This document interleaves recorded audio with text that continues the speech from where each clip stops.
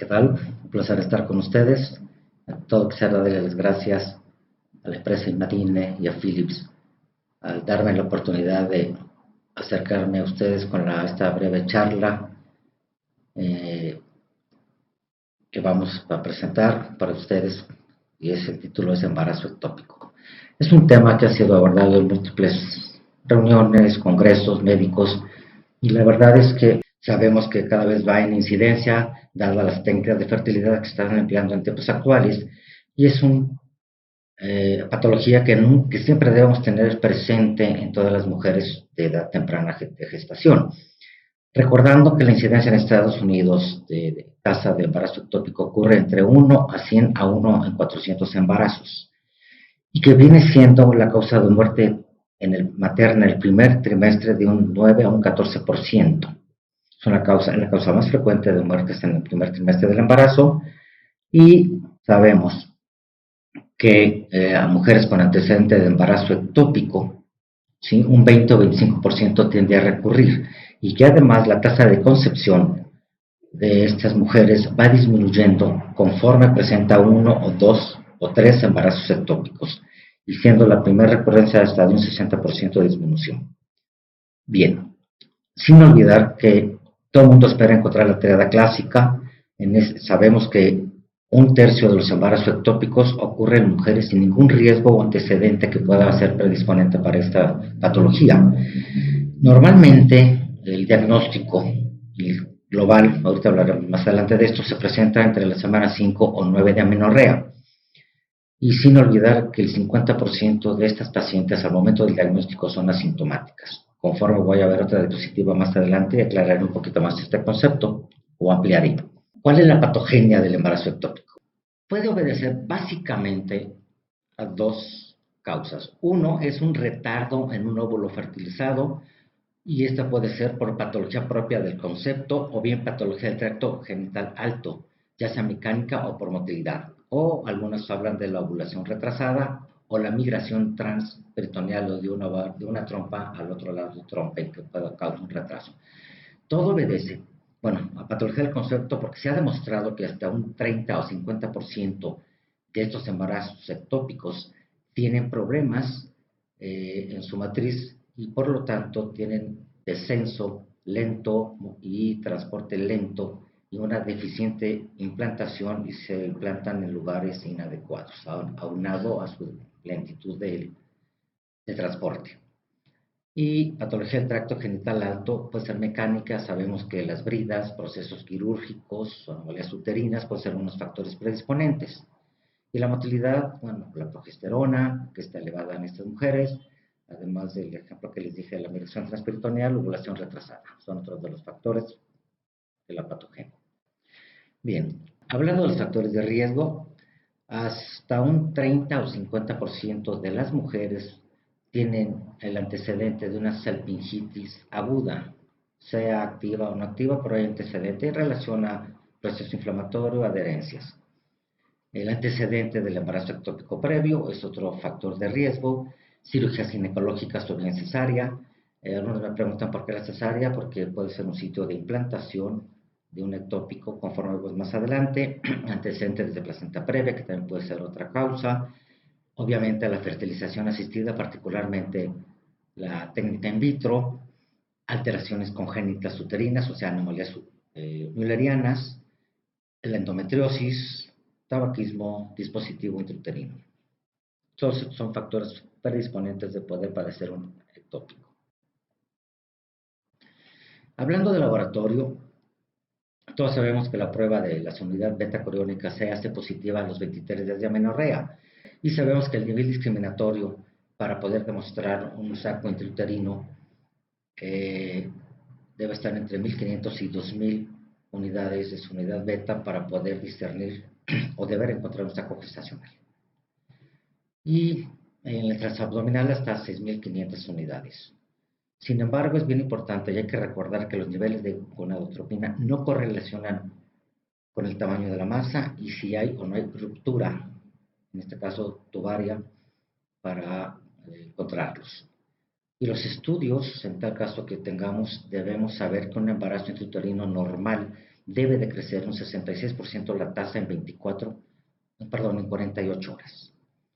Y además, recordar que estas pruebas no pueden ser tan exactas, puesto que el 15% de los embarazos intrauterinos pueden dar datos anormales en las pruebas laboratoriales y que un 13% de los ectópicos pueden dar resultados contradictorios.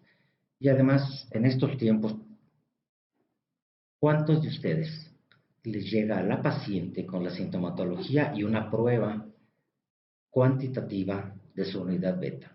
No todas llegan así. Simplemente el médico tratante te los envía diciendo que no encuentra un saco y tiene prueba positiva cualitativa. Y búscale dónde está un ectópico, porque él en su consultorio no encontraba un saco. Bien, hablando de lo mismo de las pruebas laboratoriales, bueno, vamos. Todos sabemos que la confianza o la certeza del ultrasonido para poder detectar el embarazo ectópico aunado a la prueba de su unidad beta es mayor al 90%. ¿Esto de qué va a depender? Básicamente de dos factores. Uno, la edad gestacional, o sea, tiempo de menorrea, y la naturaleza evolutiva o regresiva de un embarazo ectópico. Y esto obedece a que no todos los embarazos tienen una evolución o se mantienen viables, por llamarlo así, cuando están en el lugar ectópico. Pueden dejar de crecer, sin embargo siguen siendo ectópicos, y también esa es la imagen por la que a veces nos puede engañar. Y la triada, todos sabemos que la triada clínica, la que clásicamente conocemos como dolor, una masa ocupante de espacio y sangrado, ocurre en el 45% de los casos. Y vuelvo a decir lo mismo, cada vez es mucho más frecuente encontrar a las mujeres asintomáticas con diagnósticos de ectópico en lugar de aquellas que llegaban con sangrado transvaginal o algunas en estado de choque con hemoperitoneo. Actualmente, con la técnica del ultrasonido y todas las herramientas nuevas, máquinas nuevas que tenemos, es cada día menor encontrar esta triada. Bien, ahora vamos a hablar de las localizaciones. ¿Dónde vamos a encontrar los ectópicos y sus estadísticas? Bien, aquí están viendo ustedes con el C, el cornual, lo que muchos mencionaban este término y muchos lo confunden o utilizan el mismo nombre. Es aquel que ocurre en un cuerno rudimentario. Aquí hay dos cosas. Algunos artículos mencionan que es un cuerno rudimentario no comunicante, ¿sí? O bien un cuerno rudimentario que es comunicante. Y ocurre 1 en 76 o 1 en 100,000 casos. Es algo muy raro. Ya hablaremos más adelante de estos. Tenemos el intersticial, lo que antes llamaban cornual, que está mal dicho, ahora tiene que ser intersticial. Es aquel que se localiza en la porción intramural inicial de una trompa de falopio. Y ocurre en 2.5% de los casos, que los pueden ver aquí en la imagen D. Tenemos el que es el E, que es en la imagen E, en la imagen de letra M, se ha demostrado que también hay casos muy raros, como pueden ver, no tiene la estadística, son bastante raros en la porción intramural. Ya mencioné un poco del tema de cómo buscarlo y qué verlo. En la cicatriz cesárea, que es del 1 al 6%, que se viene siendo en este sitio, cada vez este es un hallazgo o un lugar cada vez más frecuente debido a la alta incidencia de cesáreas en algunos países. Tenemos el cervical, que es desde el 1 al 6%. También han encontrado un leve aumento en el incremento de la frecuencia, y algunos pueden abocar o dicen que esto puede ser debido a las técnicas de fertilización asistida, particularmente al momento de implantarlos. Tenemos el más común, que ocupa el 70% de los casos, la porción istmo o fimbria, y el ovárico del 0.5 al 1%, y el abdominal el 1%. Hay un término acuñado por sus siglas en inglés PUL, que es embarazo de localización desconocida, que también lo mencionaremos un poco más adelante. Si se dan cuenta, tengo en letras rojas esto que ya no debe manejarse, el A y el B, lo que le llaman intrauterino excéntrico. No es embarazo ectópico. Ya hablaré en las siguientes diapositivas un poco de lo mismo, al igual que el uterino en un cuerno de útero bicórneo septado, no rudimentario, ¿sí? Bien, ahora, ¿cómo vamos a buscar? ¿Dónde vamos a buscar el ectópico? Por eso me gusta esta diapositiva. ¿Y qué tenemos que ver? Bien, primero el endometrio, particularmente en la búsqueda de los ectópicos intramurales, los ostium en el caso de los intersticiales, el cervix para buscar los cervicales y los de cicatriz cesárea, los anexos para buscar los ampulares. Tenemos que ver el fondo de saco para ver si es líquido o no es líquido, el ovario, las características propias del ovario y la región abdominal, particularmente las corredores paretocólicas, fosa hepatorrenal, perdón, la zona subhepática. Y bueno, ya lo estoy repitiendo, ya lo dije, a nivel de la cicatriz cesárea. Y es por eso que traigo estas imágenes de reconstrucción multiplanar para poder ver el miometrio, los ósteos, importantísimo, y a nivel del canal endocervical. Bien, los excéntricos. ¿Cuáles son los excéntricos? Ya mencionamos, la definición de un excéntrico es, como su nombre lo dice, está dentro de la cavidad uterina, es intrauterino normal. ¿Cómo diferenciarlo de los demás?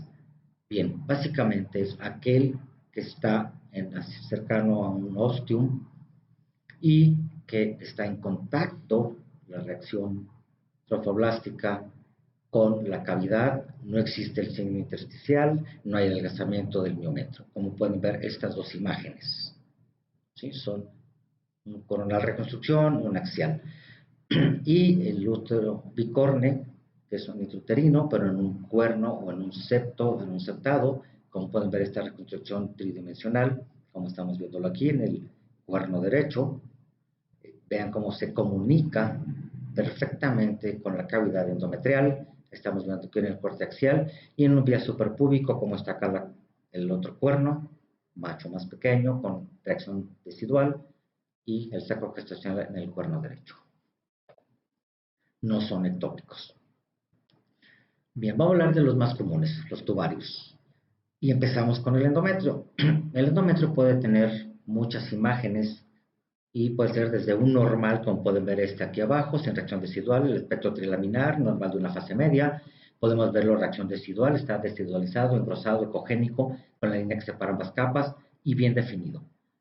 Tenemos pequeñas imágenes quísticas en su espesor, también por moco en glándulas dilatadas, o bien degeneración de la decidua por falta de implantación del trofoblasto, y vamos a encontrar también el quiste decidual o el pseudosaco, que está en el canal endometrial, pero no tiene reacción trofoblástica, no tiene el signo del doble anillo, o el quiste intradecidual, que está observando ustedes aquí, en el espesor del endometrio, de una de las capas endometriales, pero tampoco tiene reacción decidual. Ahora bien, vamos a tocar el tema del donde es la mayoría de los embarazos ectópicos, los los anexos, la trompa. No se puede saber por ultrasonido a ciencia cierta si va a ser ampular, va a ser fimbrial o alguna otra zona, pero se catalogan simplemente como ampulares o de trompa, porque es la zona más común. El embrión, bueno, el hallazgo, el más común, hablando del embarazo ectópico, es no más común, discúlpenme, el hallazgo más bien categórico es encontrar un embrión vivo dentro de una masa o el saco gestacional. Aquí tenemos un ovario. Esto ocurre en el 15 a 28% en la época de los 90, actualmente es menos del 10%, y esto es la verdadera razón es por lo mismo que mencionamos. Es cada vez más frecuente y más temprano los diagnósticos, por lo tanto no avanzan tanto como para poder el embrión y evidentemente con el latido cardíaco. Y aquí podemos ver las diferentes imágenes. Doppler pulsado, sabemos que no es bueno, no es correcto usar un Doppler pulsado en etapas muy tempranas de gestación, pero estamos hablando de un embarazo ectópico.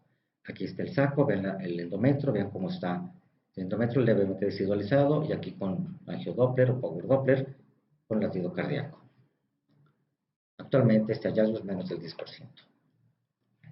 Otro de los sitios que hay que buscar, o en los hallazgos anexiales, es cuando encuentras la masa con el saco gestacional y dentro del saco gestacional ves el vitelino, ¿sí?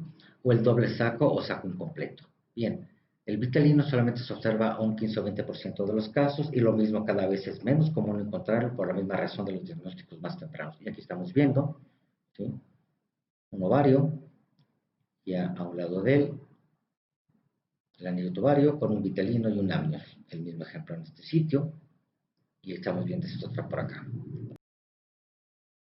Otro de los datos, yo creo que es uno de los más comunes encontrados, es la masa anexial. Como pueden ver la incidencia, puedes ver hasta un 70-90% y es por un hematosalpinx, o bien ya está roto y está contenido en la cavidad abdominal. Es uno de los datos más comunes, es una masa compleja, pseudosólida, puede ser avascular o tener escasa vascularidad, depende del tejido trofoblástico viable que estamos encontrando, y aquí tenemos un ejemplo, acá está el otro, y aquí un gran coágulo dentro de una masa compleja, no sabes qué es coágulo y qué es un ectópico. Otro de los hallazgos anexiales es lo que les llamamos el saco extrauterino o el anillo epogénico o tubario, puede ser de un 46 a un 71%, yo diría que es un poco más alto, o por lo menos en mi práctica particular lo veo con mayor frecuencia, y se dice, bueno, al encontrarlo, lo que sugiere realmente importante es que es una trompa intacta, no se ha roto, ¿sí? Y pues, realmente la estadística se dice que 49 sin vitalidad y 69% son evolutivos o están vivos.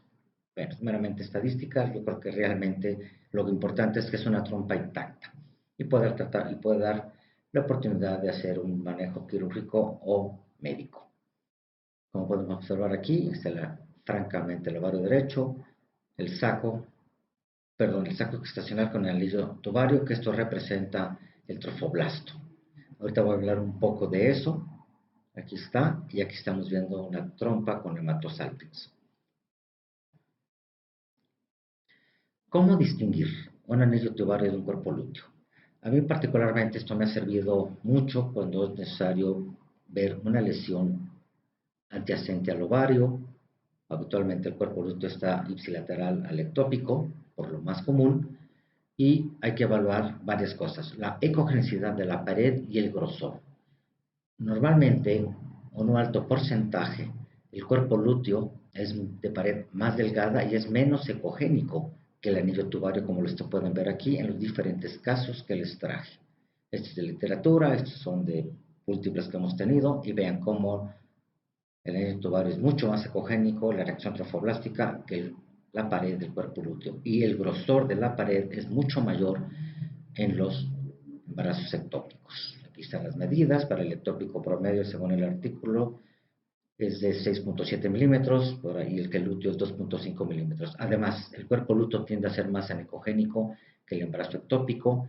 El cuerpo lúteo puede tener también algunos septos o ecos en su interior, y la vascularidad y la velocidad sistólica realmente no tiene mucho que hacer en este apartado. El Doppler en general. Otro dato es el hemoperitoneo, que se puede encontrar hasta un 60-83% de los casos de embarazos ectópicos. En el 88% de los ectópicos, el material o el líquido encontrado en fondo de saco es con ecos de baja amplitud en su interior, y el no ecogénico puede ser de un 25 a 50%. La verdad es que el que sea ecogénico o no ecogénico no es tan de gran ayuda, y el hecho que tú encuentres líquido en fondo de saco no quiere decir que ocurra una ruptura, porque solamente en las rupturas tubarias solamente ocurre en un 16 o 26%, de un 10 a un 26% de los casos.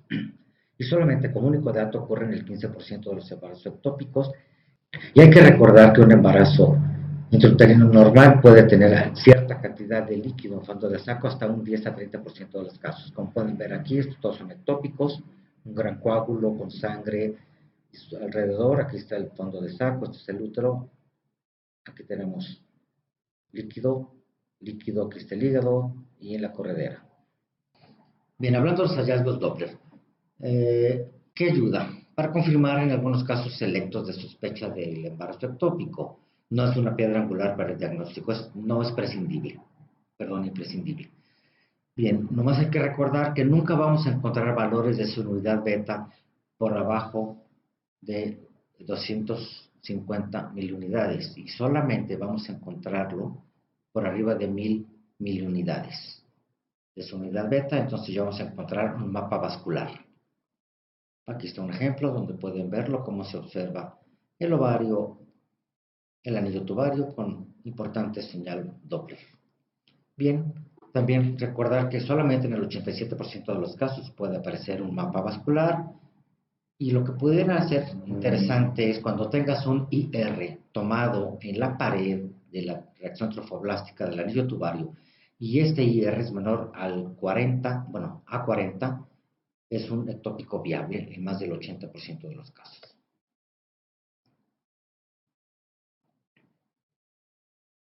Bien, vamos a hablar de las localizaciones ya más específicas. El embarazo en un cuerno rudimentario. Bien, ¿cómo te vas a dar cuenta o qué te va a ayudar a hacer el diagnóstico? Cuando hagamos el estudio, recuerden cómo les puse las imágenes coronales observadas al principio de la plática y solo vas a encontrar un solo ostium. Además, vas a encontrar un útero pequeño, más elongado, y el saco gestacional es móvil y está separado de la cavidad uterina. Además, el miometrio es más delgado de lo habitual y es importante, como pueden ver esta imagen tomada de un artículo, y este es de lo que hemos visto nosotros, como hay un pedículo vascular en medio de o entre los dos cuernos, y que este cuerno no se continúa, si tú haces un barrido hacia abajo, no se continúa con el cervix. Y lo que les decía, según algunos, es cuerno rudimentario que se comunica o aunque no se comunique. En este caso, aquí estamos viendo el útero con reacción decidual en el cuerno, y en el rudimentario se ve el saco gestacional con un latido cardíaco de un embrión. El intersticial o antes llamado cornual. Bien, ¿cuál va a ser el diagnóstico? Como en todos los demás, es un útero vacío. El saco gestacional debe estar por lo menos más de 1 centímetro de la cavidad uterina, como pueden verlo aquí en las diferentes imágenes tomadas en los casos que nos han llegado. Está a más de 1 centímetro de la cavidad. El saco debe estar rodeado de miometrio. No debe de comunicarse ninguna de las superficies de la reacción trofoblástica con la cavidad, como en todos los casos que están viendo aquí, ¿sí? El signo intersticial, que es la línea de la trompa del endometrio de la cavidad hacia el saco gestacional, la porción ísmica, perdón, intersticial. Y también otro diagnóstico es que la pared del miometrio debe ser menor de 5 milímetros, o sea, de la pared del grosor del miometrio donde está encontrada el cuerno, y abultado. Como pueden verlo aquí, como hay abultamiento del cuerno donde está el embarazo ectópico intersticial. El intramural, se cree que una de las etiologías de qué puede hacer que se implante un embarazo en topografía intramural, cuando hay antecedente de cirugías de grados agresivos o alguna cirugía correctiva, y por alguna razón hay una dehiscencia, que el saco gestacional se implante y se embebe dentro de este sitio, de este defecto de la pared endometrial y del miometrio, ¿sí? Su mortalidad es muy alta, del 2.2 al 5%, y el diagnóstico es, como pueden ver en la imagen, un útero abultado. Como pueden ver aquí, es una imagen de estudio, de resonancia, es obtenido de un libro, y está aquí la cavidad, de un artículo, y está aquí la cavidad endometrial totalmente independiente, con adelgazamiento del miometrio en este sitio. El cervical, bien, aquí se considera que el grado es un factor importante. También puede ser que no confundirlo con quistes de Nabot. ¿Cómo hacer un diagnóstico diferencial de quistes de Nabot? ¿Cómo diferenciarlo de un aborto en evolución? Bien, lo primero, aquí es muy fácil, pues estamos viendo un embrión con latido cardíaco, pero en caso de que no lo haya, normalmente está un poco elongado, el quiste de Nabot es excéntrico, el cervical es dentro del canal, el ectópico cervical está dentro del canal cervical, hay reacción decidual gruesa, no tan gruesa como en otro sitio. Un quiste de Nabot no tiene reacción decidual, puede tener Doppler, el quiste de Nabot no tiene Doppler, el aborto en evolución, no, perdón, el ectópico tiene Doppler, el Nabot no tiene Doppler, y el aborto en evolución tampoco tiene señal Doppler en su tejido que lo rodea. Y aquí está el ejemplo, es el mismo caso, es este con este, como está embebido en el canal cervical. Hablando de los ectópicos ovarios, de los ováricos, es el único ectópico en que no hay aumento en la frecuencia de que se puede repetir o que tenga infertilidad. Se ha mencionado que el dispositivo intrauterino es un factor predisponente. Aquí cuesta trabajo distinguir entre un cuerpo lúteo, quiste hemorrágico. Aquí acuérdense utilicemos mucho es donde nos ha servido la ecogenicidad, el grosor y el aspecto del anillo tubario en comparación con el cuerpo lúteo. Y el signo del deslizamiento, cómo ver si está dentro del ovario o no está dentro del ovario. El signo del deslizamiento es simplemente comprimir con el transductor y manualmente el abdomen para ver si la lesión o la masa se separa del ovario. Como pueden verlo aquí. Este es el ovario, este es un ectópico y como es totalmente independiente, este no es ovárico, puesto que tiene el signo de deslizamiento positivo. Simplemente para que vean el ejemplo del signo de deslizamiento, otros mencionan el signo de la garra, el signo que la atrapa, y es que se comunica el ovario y el ángulo obtuso en relación a la masa. Y aquí son 3 ejemplos de embarazos dentro o intraováricos. En particular es difícil diferenciarlos en ciertos momentos. Tenemos otro sitio, el de la cicatriz cesárea. Bien, su causa es desconocida. Se cree que hay un factor de riesgo por alguna alteración en la superficie. El endometrio no recubre adecuadamente la zona de la cesárea y el número de cesáreas previas. Se cree que mientras más cesáreas, el mayor riesgo que puedas tener un ectópico en este sitio y pueden hacer una placenta mórbida adherente. De hecho, el caso que están viendo, este es un caso reciente, hizo una placenta mórbida, acabó en histerectomía. Es una imagen de un saco triangular con un ocio cerrado, independiente, está por arriba. Si ustedes ven este saco gestacional embebido en el sitio de la cicatriz cesárea, está por arriba del cruce de la unión cervicuterina. Además, el grosor de la pared del miometro, la cara anterior, es muchísimo más delgado que la pared posterior. Tiene reacción Doppler, escasa cantidad, su pared. Sospechan que está en el sitio de la cicatriz cesárea. El embarazo abdominal es otro de los sitios, ocurre en el menos del 1% de los casos. Este es el mismo caso. Todas las imágenes, ven la pieza quirúrgica. Este fue implantado en el mesenterio. Normalmente los sitios comunes cuando es un embarazo ectópico, búscalo en el cuadrante superior derecho del abdomen, por abajo del hígado, o en el fondo de saco. Cursan con líquido libre. La pared que rodea al saco gestacional no es miometro, por lo tanto es muy delgada y es mesenterio donde puede estar adherido o el intestino. Aquí está el ejemplo de la resonancia sagital y el líquido libre, y aquí está la masa o el embarazo ectópico. Bien, aquí hay 2 más. El heterotópico, me ha tocado ver nada más 4, de los cuales uno se me fue. Siempre que ven un embarazo intrauterino, no excluye. Antes había un algoritmo que decían, si ves embarazo intrauterino, prácticamente descarta que es un ectópico. No, ahí está el heterotópico. Es muy raro, como puede ver su frecuencia, 1 en 30.000. Actualmente, con las técnicas de fertilidad asistidas, 1 en 7.000. Algunos artículos mencionan que es el 1%. Y aquí está el ejemplo. Este es el mismo caso, donde estamos teniendo un embarazo intrauterino con un extrauterino. Y aquí está uno del libro, un intrauterino y un extrauterino. El otro es el crónico, o se le menciona litopedión. Habitualmente es una masa en fondo de saco. Pueden ser mujeres que pueden tener fiebre leve o intermitente.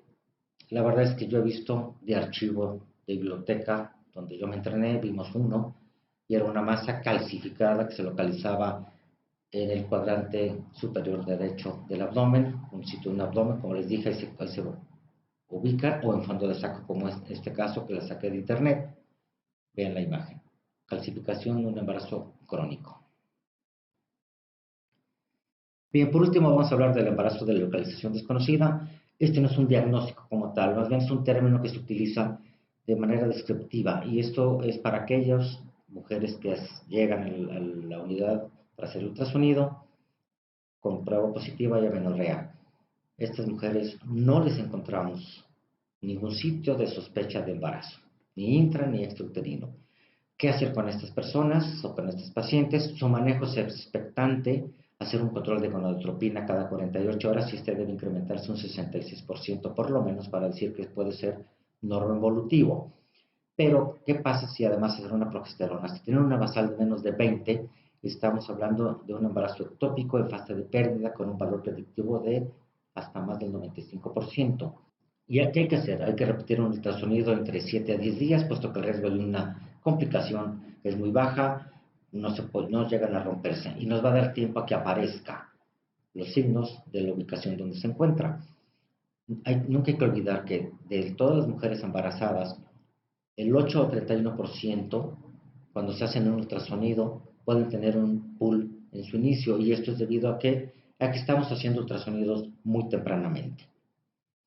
Y no hay que olvidar que de estas pacientes, el 27% de ellas van a cursar un embarazo intrauterino normal que se vio en fase muy temprana. Un 90% van a ser los abortos, se van a perder. Un 14% son un embarazo ectópico y el 50% no vamos a ver nada y van a tener una resolución espontánea. Con esta última diapositiva quiero agradecerles la atención prestada a esta pequeña charla, pero una revisión rápida, actualizada sobre los conceptos de un embarazo ectópico desde el punto de vista de imagen. Gracias.